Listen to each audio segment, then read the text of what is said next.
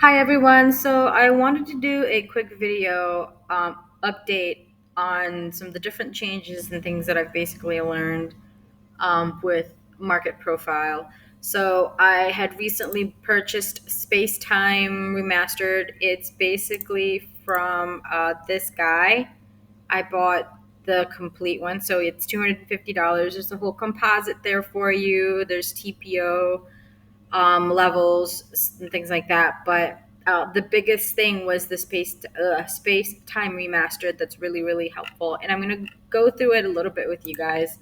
So I've changed it differently. The session volume profile that I got for free. It's not, it's not a bad tool, but I think there's better ones out there, and this is why I bought this one. This is the one that John recommended. But there's a couple of things I'm going to go through because there's so much information that you can gain from just this one indicator, and that's kind of all that I have now is just the fair value gap that he has by the same developer and the space time remastered. I don't have anything else active. I still have the ADD, which is the market internals. That one's by Makito. Let me see if I can find it real quick. Makito, where are you, homie? There, that right there. If you ever need it. So just briefly, just to show you guys what the market profile looks like for the remastered Spaceman Remastered. You can change all of this as far as kind of the colors and different specs and stuff like that as well. Um, these are some of my settings that John had basically recommended. And you can do different sessions and things like that. So, real quick, just a brief recap. So, we have the whole market profile right here, and the value area that we have is going to be the darker. Within that area is going to be the darker blue, and then everything else is kind of the dark gray or the gray area. We also have to. It's not properly coded on there, or this is kind of one of the changes that I'm hoping maybe in the future that the developer could do would be to actually have different colors for the value area high right here, which is these blues right here, and the value area low. But I guess it's not necessarily a big deal because it does extend over, and that's something that you can pay attention to if it's like a previous day market profile that's already shown. Orange is going to be our point of control, and I've got some values right here or some definitions for you guys as I kind of talk about it. And so there's a couple of new things as well that I've learned on my own, things that also John has talked about. So one of the things it's called, let me see if I can find it right here because I've got notations on this part as well. So one of the things I'm also looking at, and it's not in here, and it's called the initial balance, and it's this these little dotted lines right here. I don't know if you guys can see that right. So there's these parallel dotted lines, and that basically the initial balance is a range where price spent its first two TPO periods after the open, and it's basically the balance for the first couple of the range for the first few hours after the market opens. So the gist is that days with a wide initial balance gives us early signals of range bound days, and days with a narrow initial balance gives us early signals of trending days. So narrow means trending, wide means range bounds. And usually with range bounds, depending on your particular strategy, you might trade it differently than if it was something that was wider or trending. So prime example right here, we've had a relatively narrow initial balance. I don't know if you guys can see that. I hope you can. And same here. So this was today, or I'm sorry, previous day, which was the 14th. This was actually a lot. I don't know if you guys can see it because it's kind of like right there between that value area low right there. But that's a relatively wider formation than what it was here. So this one as well is a lot narrower than this one. So this one was ranging a little bit more. I'm not sure if that's pretty wide. So I guess I would probably say that's kind of would be interesting to really look into, because sometimes it's kind of hard to see if, like this looks pretty ranging to me, but I guess there was a lot of activity that's happening. So maybe that's why this one's a little bit narrower compared to, for example, this one. Like this one, you can tell it was definitely ranging. A lot of the volume is really fixated, and orders actually was fixated around this area, and you guys can tell just by the market profile just how concentrated everything is. And it's not like wide and massive like this one that really shows um, an amount of orders that kind of was fluctuating around here. So that's the initial balance. So that's definitely something to kind of keep our eyes on and pay attention to. So the single print, it's the buying selling tail, and they are the same as excess. Maybe I should start with excess first. Okay, let's start with excess. All right, so that's the white horizontal lines right here. And they usually appear, I believe, in the extremes of like the highs and lows of the profiles, meaning kind of prime example here on the 13th or 14th, 13th, this area right here, this market profile that we're looking at. I don't know if you guys can see it, but there's like a little bit of that white horizontal block or line that's there, and then here at the bottom as well. And then you guys will notice though that price, basically went up to these areas. But excess, for me, the color that I chose is white or gray, whatever you want to call that. So it's seen at the tops and bottoms of the profile. It indicates the end of the auction and the start of a new one. On the candlestick chart, which is the one that we have, it is represented with the 30-minute candle with the long wick. So basically, these are like the long wicks. And another word for excess is buying and selling tail. And I believe I have more notes on that one for the excess. Yes, I do. I just got to find it. So basically, the longer the tail, the higher the conviction of buyers and sellers. Um, so a buying tail tells that the responsive buyers are stepping in below the value. A selling tail tells us the responsive sellers are in above the value. But it looks like to me, it's just kind of like another like support and resistance that you could use on the extremes of these highs and lows of these market profiles. I mean, as you guys can see, like price basically comes back to these little areas. This is an excess that's right here. All right, so single print, that's I believe it's these blue, well, it's not really blue, but turquoise? I don't know. Blue horizontal lines.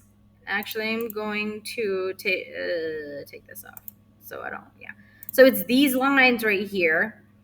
The same as an excess color, like these ones, the white ones, except that they happen inside the profile, meaning they happen inside this area right here. And they leave low volume nodes with liquidity gaps. So they tell us that the market moved too fast to the area. These inefficient moves tend to get filled, and we can seek trading opportunities once they get filled, or if we can also enter before they get filled and use these single prints as targets. So basically, this is when price had moved dramatically within the profile. So they didn't happen like at the end or the lows or anything like that. This was within this area. So if we take a look, this is the prime example. This was on the 13th, 12th, 13th, whatever day that is.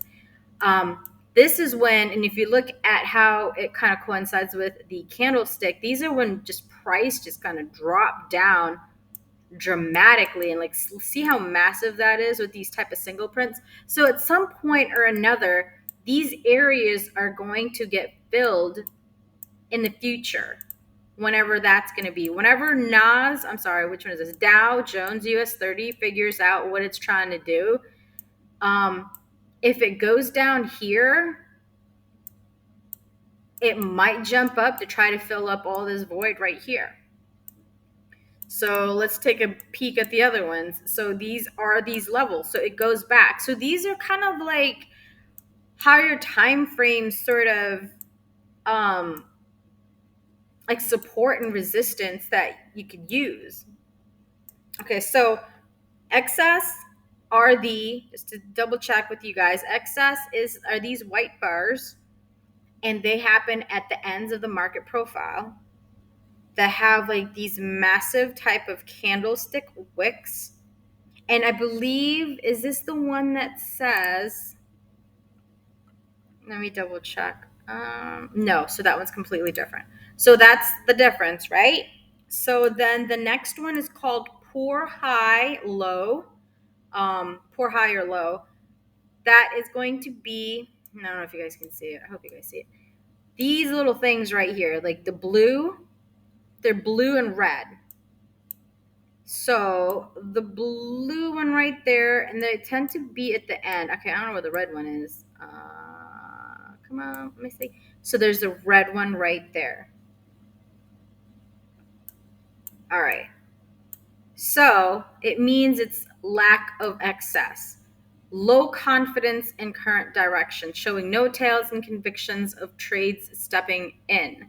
Poor highs and lows are often revisited on candlestick charts.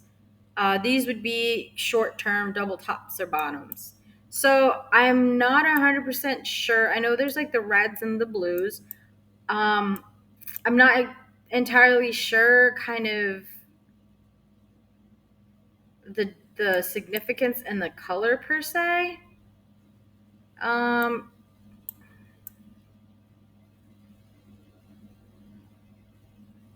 but it seems to me, okay, so the red is basically the lack of, okay, so is that the lack of excess?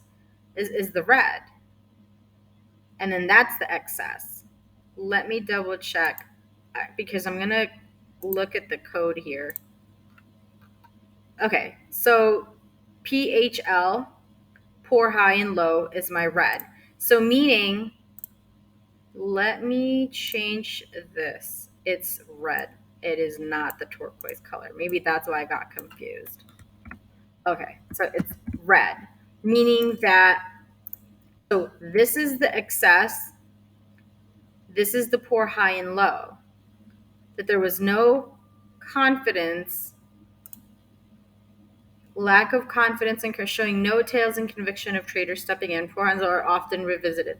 So these reds will often get visited as well. Okay, so now that I'm looking at it, if you guys see that this red kind of went back, red again, and then price went back to this way.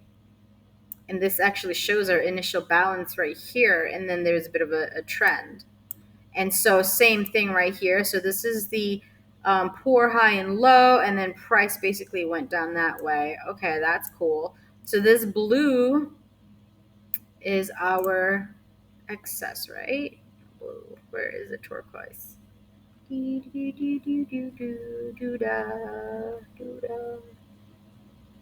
Put white horizontal, blue horizontal. Let me see something here. Because I put blue horizontal, so that's not the turquoise. So that's the excess. And this is the poor, high, and low, wherever it went. That's the poor, high, and low. Excess, poor, high, and low. And then the single prints are these blue horizontals. Okay. So that's the three for how many different things that makes sense right there for me as far as kind of so far of what I've learned, because I'm still wrapping my head around this, because a lot of this stuff is honestly just like a fancy way of having support and resistance. I don't even bother with EMAs as much, but I think if I need to bring it out, like I can. It's not like a big deal. I think that's one of the cool things about not Dow Jones, with TradingView, is I can just, plug in my EMAs again just to get confirmation. Like, okay, well, we're going to be, going down or going higher. So let's say, for example, even with my EMAs, so we notice that, okay, maybe even here we've got basically the poor, high, and low. If there's a high probability of it revisiting, so we're just going to basically wait for this, and boom, right there, we'll look at that entry. And yeah, I mean, that's pretty gold if you really think about it. Let's see, what else do we have here? And this is just looking at it with EMAs and nothing else. I'm not even looking at the ADD stuff, the market internals, because all of this previous day, like all the stuff that happened the previous day is kind of where it's at. So like let's go back here and look at the excess, right? So this white horizontal is basically a level of resistance that we could have aimed for. For example, if you were waiting for a price, you could have either, depending on how you trade your EMAs, you could have probably gotten in here because there's that minor EMA crossover that's happening, and you could have aimed probably for like 200 EMA or whatever long-term EMA. Or if you wanted to play this very safely, and this would have been also another fantastic trade, is you probably could have waited for like this value area high right here, this blue line, waited for all the EMAs to cross over above your higher, longer term EMA or moving average, whatever you use. This one is the 200 for me, the red one. So could have waited for price to move up, retest all of that, and you could have aimed for the this resistance right here, which would have been considered what, the excess? Yeah, the excess. So that could have been how you could have traded that, and I guess in a way you could have done the same thing here because there's a little minor excess at the bottom. So even though, or shoot, look at this one. This is a POC from a long time ago, from a different, from wherever that is. I'm not even going to keep going. But that could have also been like a opportunity for you to trade that once this thing fills up. So like let's say you're waiting for, all your EMAs to go, break this POC from the previous day, and it's going to be something because it's going to get filled because of this excess white horizontal line, and you could have just waited and boom, aim for this previous POC from God knows wherever that, whenever that happened, who knows, that would have been another good one.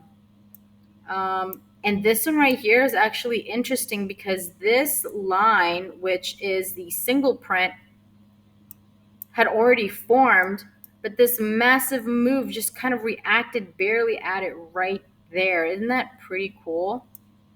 So I'm going to keep studying this and seeing what other things that I've noticed. But I think for the most part, this is a really fancy way of having your support and resistance. And I know John had said that basically this is just like support and resistance on steroids. So I'm going to take a peek at this, and I'm going to gather that price is probably going to go down to this area. This is the excess area. This is like um, the white horizontal line that we're looking at. And there's a possibility that I might try to go down to these single prints. There's two single print bars, at least that we've noticed. So we'll see if this happened. I'm going to take a screenshot of this. Zooming out real quick though. And I'm just going to save that to my chart. And then I'm going to pull this up in the future. If we're right, cool. If we're not a big deal. I'm still in the process of learning this. So I'm absolutely thrilled with everything that I'm learning. And let's say that if I wanted to trade this, right? Let's just, in a hypothetical sense, I'm actually going to go market. Hey, I'm not doing it right. Come on. It's because I got that stupid thing right there. All right. So if I'm going to trade this, let's just say it's going to be like this. And holy mackerel, I ain't going to be all the way up there. Let's play it like this. This is how I would want to do this because this is the value area low from the previous day, which was whatever that was, the 13th or 14th day. And if it pushes past that, it's going to try to go to this excess, filling this whole area up. And this is an area that is not of the value area, outside of value area, right? And I'm curious to see how far this will go. If it'll try to hit this, I don't know, wherever this POC is, from God knows where this is. I'll look that up in the future. But this could be a possibility right here. And the more that I look at it too, you guys can see Mother, right? So we've got these lower highs now and these lower lows that are coming down as well. And I don't know why this is so massive. Oh, that's probably why. Lord have mercy. So, anyways, so that's just like something I'm taking a peek at. Anyways, I hope this kind of sort of helps. This is also just for my own reference to learn and understand more of this because this is really, really informative, and I think there's a lot that can be done with this. So we'll see.